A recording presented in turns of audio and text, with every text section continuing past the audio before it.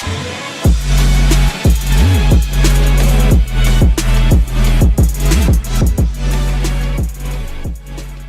Third Great Ninja World War was a place of a lot of legendary battles, such as Minato versus the Iwagakure army, the Third Raikage versus 10,000 ninja, Sasori destroying an entire country, etc. However, the one fight which is not talked about enough is a legendary battle between Might Guy and the 7 legendary swordsmen of the Mist. How did this battle go down? How strong were Might Guy and the Hidden Mist swordsmen? This is a topic I want to talk about today, but before starting, I want to ask y'all to like this video and subscribe to the channel for more. I hope you all have a great day. Now let's start the video. Well, in the anime, it was said that Might Guy wasn't able to use either ninjutsu nor genjutsu. He also failed simple missions. It was revealed that his poor performance was due to him secretly training to master the 8 gates every night, which has a common side effect of weakening the user for a prolonged period of time.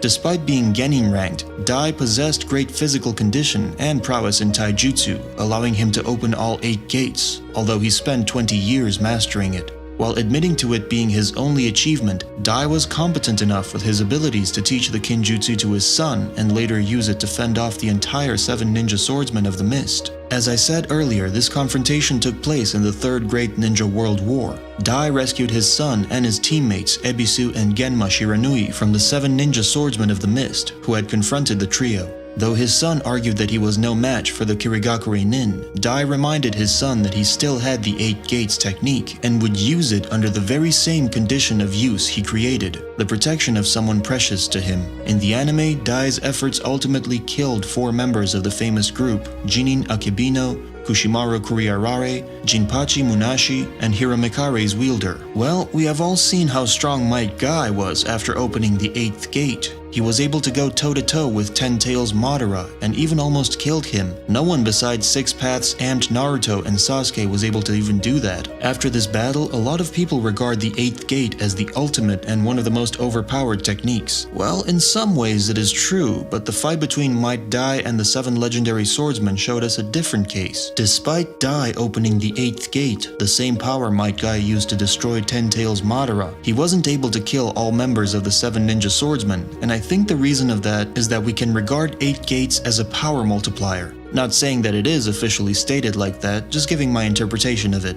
If this was the case, it would make sense why Dai wasn't able to kill off all 7 of the swordsmen. I have no doubt that 8 gates Guy would be able to destroy all 7 of them within seconds, but that's because his base power is already tremendous. Dai was a normal genin with no particular talent or combat prowess, so it's already impressive that he was able to hold off 7 of the best killers of the Mist Village. If your power is 100 and 8 gates multiplied by 1,000, then your power level in the 8th gate is 100,000, but if your power level is 10 and it's multiplied by 1,000, it is only 10,000. So you can see the power level difference between 8th gate Dai and Guy. Realistically speaking, Dai has little combat skill, awareness, or experience. The anime went so far as to show him being proud of catching lost cats. Even if he was given earth-shattering powers and unimaginable speeds, he wouldn't know what to do with them besides just hurling himself at his opponents. One of the 7 swordsmen, again, the 7 best killers of an entire village, could have easily sneaked up behind him with silent killing and slit his throat. Hell, if they decide to stealth him with hidden mist jutsu, there's little he could have done. However, this battle does not downgrade Might Dai's power, and if anything, it speaks volumes about his power.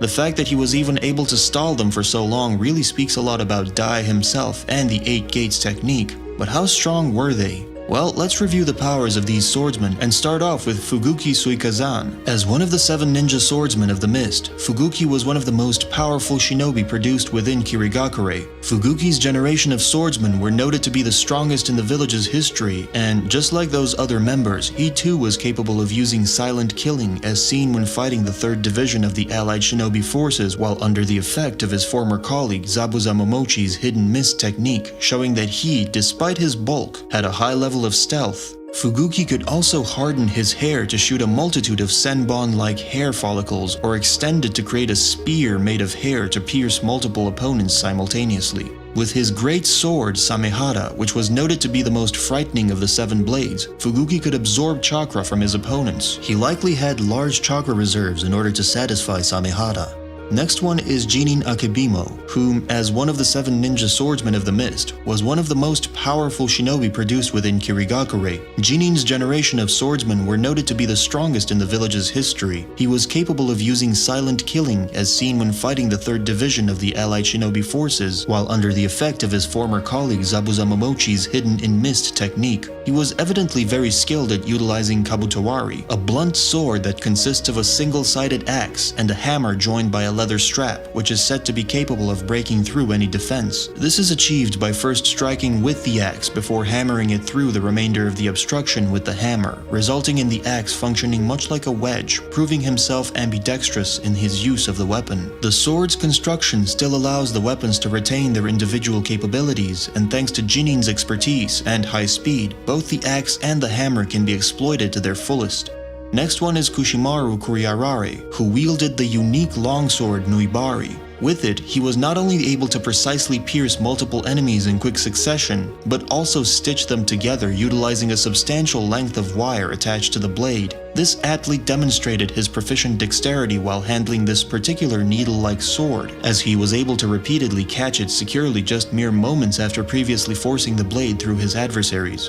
Next one is Raiga Kurasuki, who wielded Kiba, twin swords imbued with lightning. Considered the sharpest swords ever made that could cut through anything, Raiga could use them with great dexterity, able to defend himself against Lee's attacks. He can connect them at their hilts to form a larger double-bladed sword, effectively increasing the weapon's size and versatility to perform different and more powerful blade-wielding techniques. Interestingly enough, he made his debut in Naruto episode 152, and for a long time he was the only anime character, until Kishimoto made him canon in Naruto chapter 668, and the last known member of this team was Juzo Biwa, who, as one of the 7 ninja swordsmen of the mist, was one of the most powerful shinobi Kirigakure ever produced, easily in contention to becoming Mizukage himself, like the other members. Like all members of this team, he had great battle prowess and was highly skilled in kenjutsu, wielding the Kubikiri Bocho, which can generate from the iron harvested from its victim's blood. Juzo was strong enough to dye battlefields red with his foes' blood and gained international infamy for it. In the anime, he was capable of surviving Dai's 8 Gates released formation, and his abilities allowed for him to be accepted into the Akatsuki, an organization whose members were capable of capturing Jinchuriki. We don't know the names and abilities of the 2 members of the team. We can see that they were using Shibuki and Hiramikari.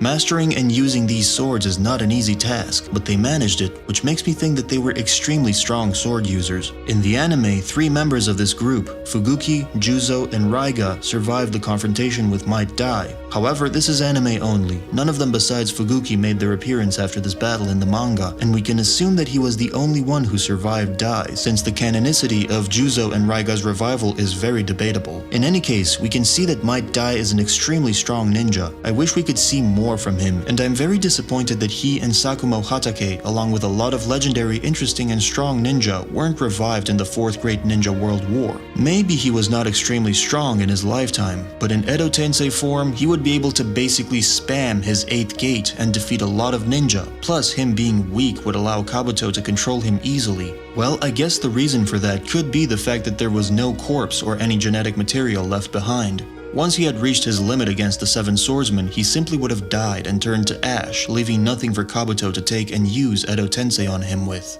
However, if Kabuto was able to revive Deidara, who died in a similar way, I doubt it would be difficult for him to do the same with Might Dai. Anyway, I guess this is all for today. What do you think? How strong was Might Dai? Let me know in the comments, like this video, and subscribe to this channel for more. Astrojack out.